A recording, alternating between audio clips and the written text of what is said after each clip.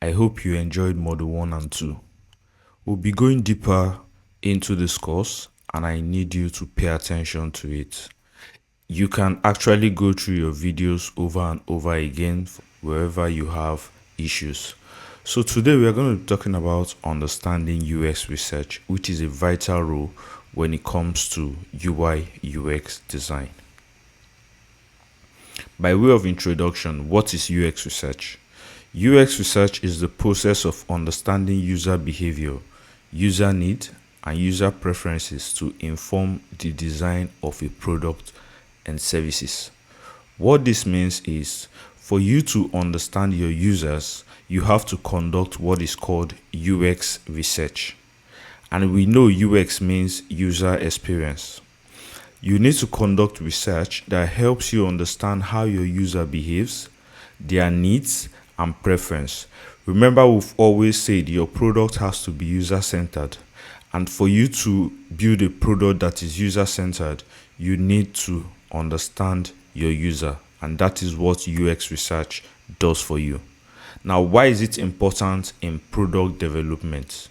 Because it helps us create user-centered design, which lead to user satisfaction, usability, and business success. We'll be looking at the key components of UX research. When you want to conduct UX research, there are some things you should put in place and you should have in mind. The first one, research objective. You should have a clear and specific goals that define what the research aims to achieve. This means when you want to conduct research on your users, you have to put out a specific goal for yourself to really define what that research is supposed to achieve.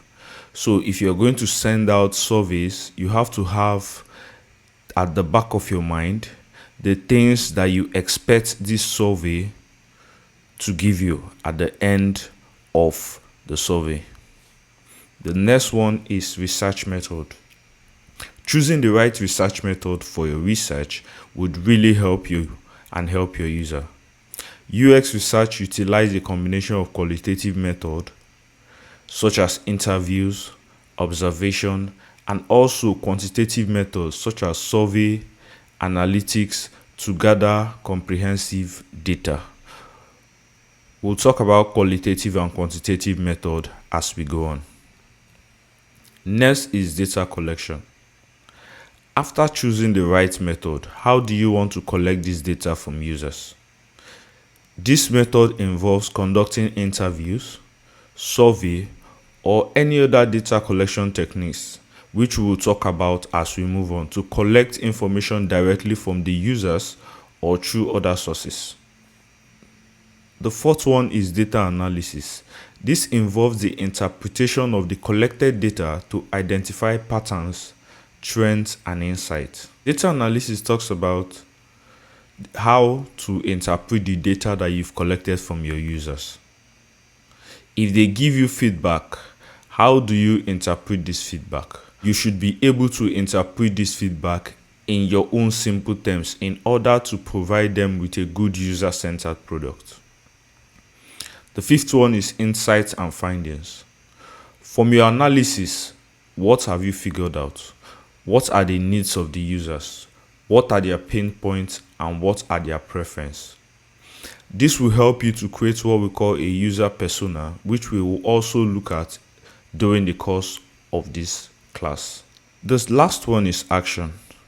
And action talks about translating your findings into a prototype, which means from the feedback you've gotten from users, you should be able to create a product that actually solves their needs. UX research method. Basically, we have two UX research methods, which is most important, and every other method falls into these two. The first one is qualitative research methods. Qualitative research methods in UX research includes in-depth interview, contextual inquiry, user observation, focus groups, card sorting. This method provides rich, detailed insights into user experience and preferences.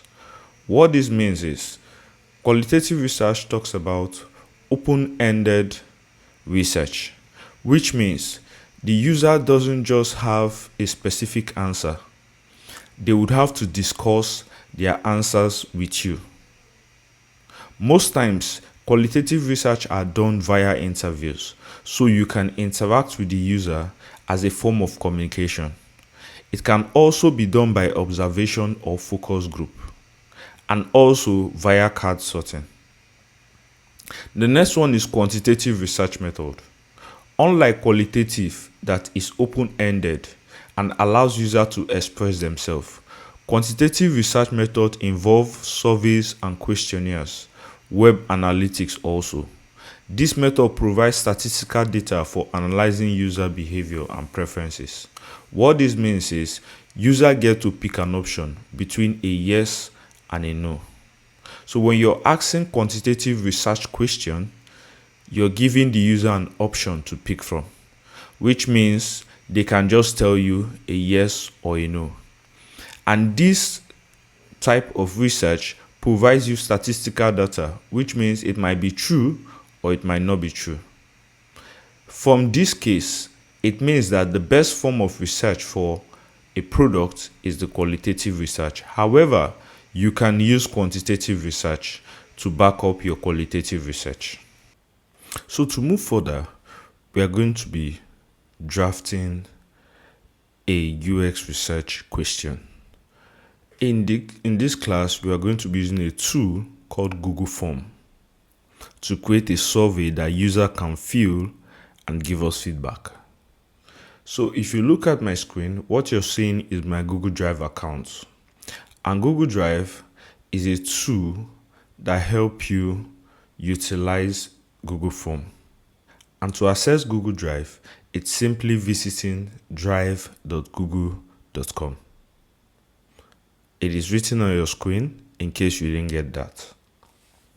The first thing you want to do is go to New on your Google Drive and look for Google Form. Click on the arrow and click on Blank Form. This creates a form like this on your screen. As you can see, it's blank. There is nothing on it.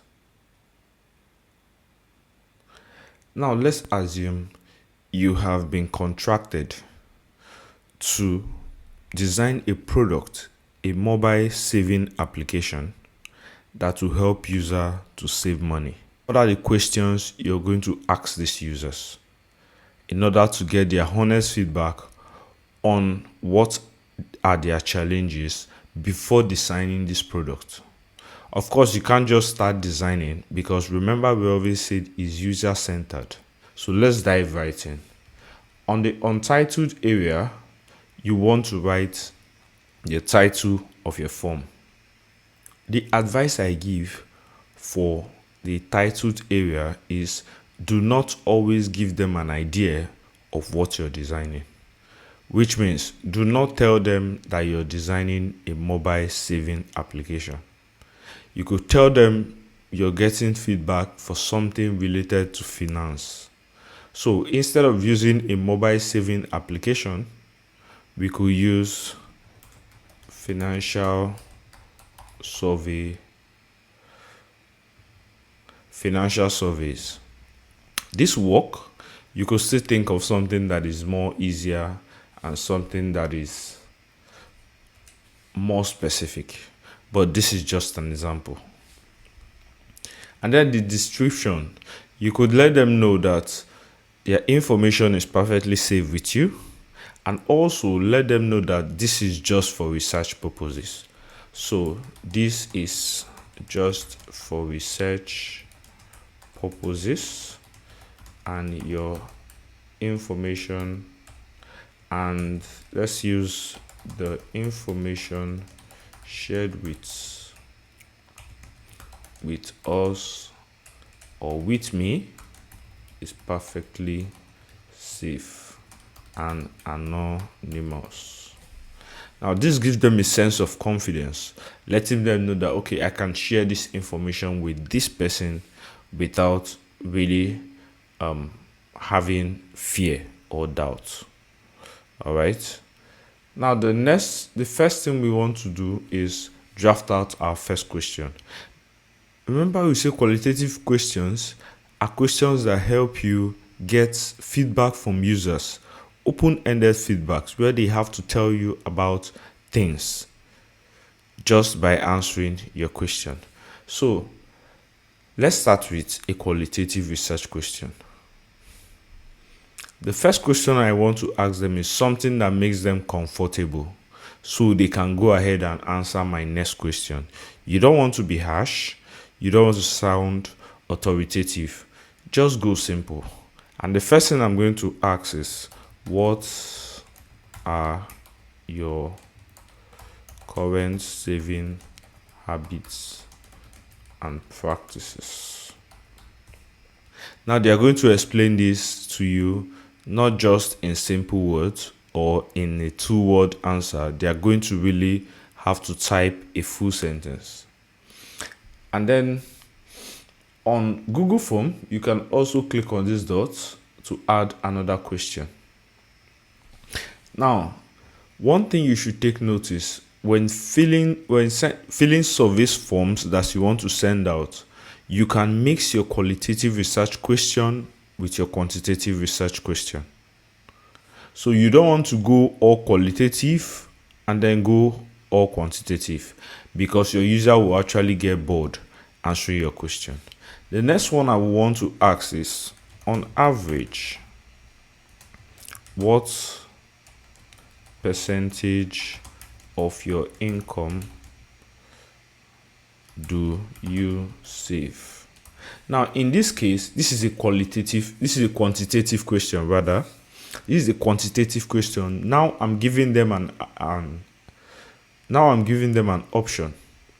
And what that means is a multi-choice question. Now, the good thing about Google Form is each time you type a question, Google Form tells you if it's a multi-choice question or a paragraph question.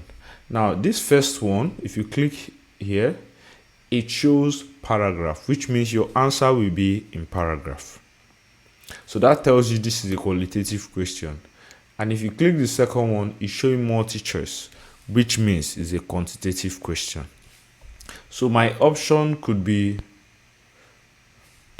1, or I could go to my question and then put something that can guide them, like with 5 being the best and 1 being the least. Now I can decide to manually type 1, 2, 3, 4, or I could just use the suggestion add all, and it will add all the options for me. So now they have just one option to pick from, and that is what makes quantitative research. Now we can also decide to go qualitative again by clicking on this plus to add question.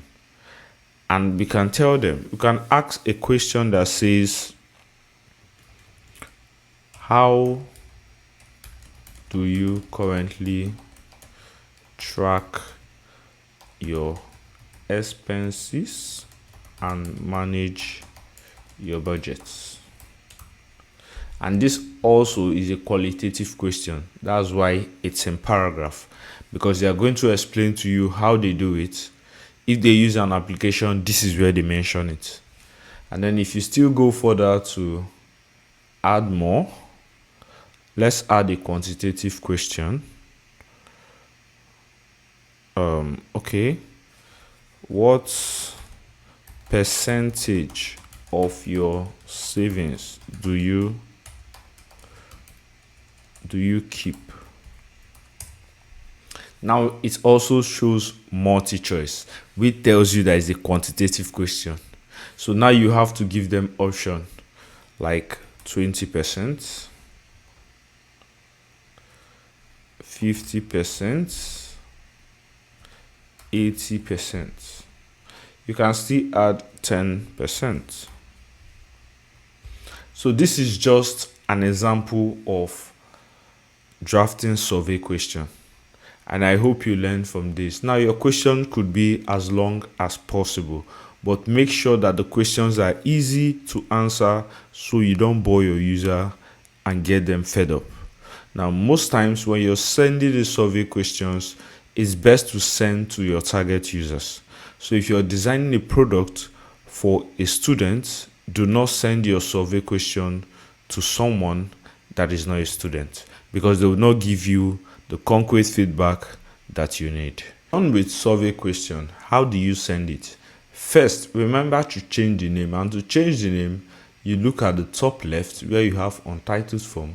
Once you click on it, it will change to your title, to the title of your form. You can leave it at that or you can modify it. Next you want to do is go to the send button at the top right. Now when you tap on the send button, you will see send via email. The next one is send via link, right? This is what you want to use. And then you see this link here. You can shorten it so it becomes shorter, so you don't have a longer link, and then copy it. So when you copy it, you send that link to your users and they are going to fill the form. Now, when they fill the form, how do you get the feedback? How do you get the answers?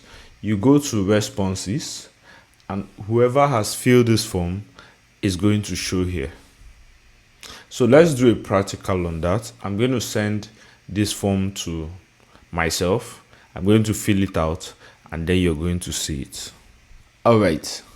So I've been able to fill the form, and then if you check on the responses tab, you discover you have one response.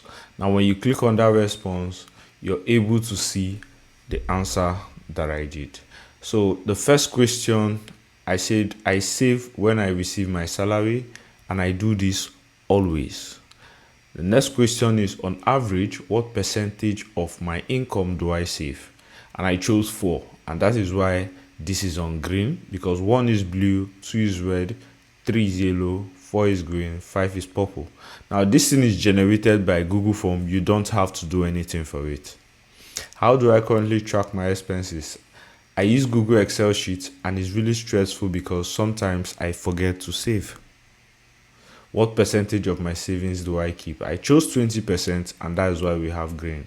So by the time you have lots of people fill this form, you're going to see all their responses and everything. Now remember, you could ask for age because demographics is involved. You could ask for location. You could ask for occupation. This is just an example. Now let's go on to our class and continue from there. The next thing we want to talk about is creating a user persona. Like I said, in analyzing data, when you analyze your data, it gives you the privilege of creating what we call a user persona.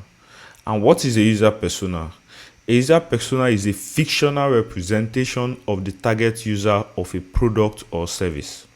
What this means is, when you send out survey questions for research and you get feedback, you are able to analyze this feedback and group specific target users into one.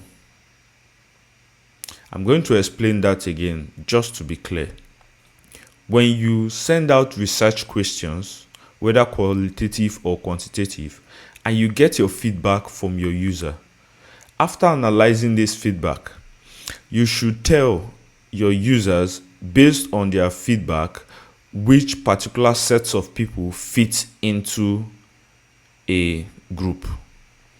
Which means if you have 20 feedbacks, 15 of them might be telling you the same thing. What that means is 15 of them fit into one persona. So you will create a fictional persona for those 15 people.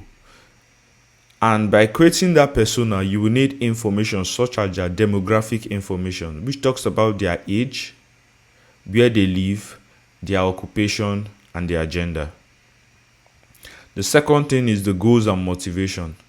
What are they trying to achieve? What are their needs? Remember, when conducting research, one of our objectives was to focus on their needs. And this is where it comes into play. And the third one is their pain point and their challenges. What are their challenges? What do they want that has not been given to them? Now, by creating user persona, design teams or designers can develop a deeper understanding of their target users and create user-centered design that meets their specific needs.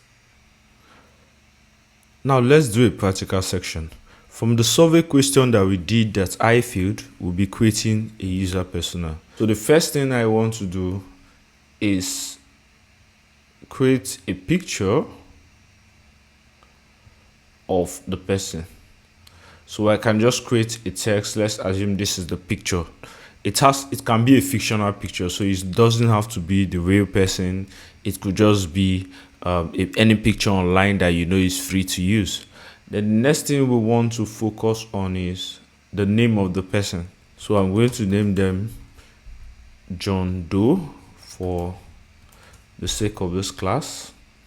And then I'm going to talk about their goals, which is saving money. And then the pain points from what I filled out in that form is that I uses Excel sheets to save, and it is stressful.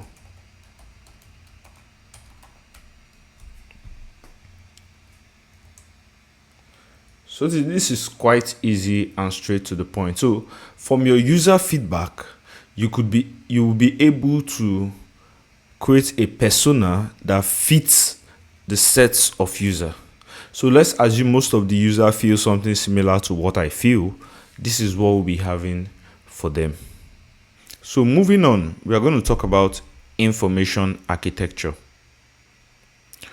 We'll look at this extensively in our next module. But by way of introduction, what is information architecture? Information architecture is the blueprint or map for organizing information in a way that makes it easy for people to find and understand. What this means is, for your product that you want to build, you have to map out a blueprint. See it like the work of an architect. Before a house is being built to a standard, an architect has to draw the plan. The architect has to draft the house plan, which is like a blueprint of what the house will look like when it's built. That is what information architecture is about. So it is building or mapping out the blueprint for your product by explaining where every button should be, every text should be, and every vital information should be. And the goal of information architecture is to create a user-friendly experience where people can quickly and easily find what they are looking for. It's like organizing things in a way that makes sense and helps people find what they need without confusion. In our next module, we'll be looking extensively on how to create an information architecture, and also we'll be going into the tools of UI UX design. See you in the next class. Thank you.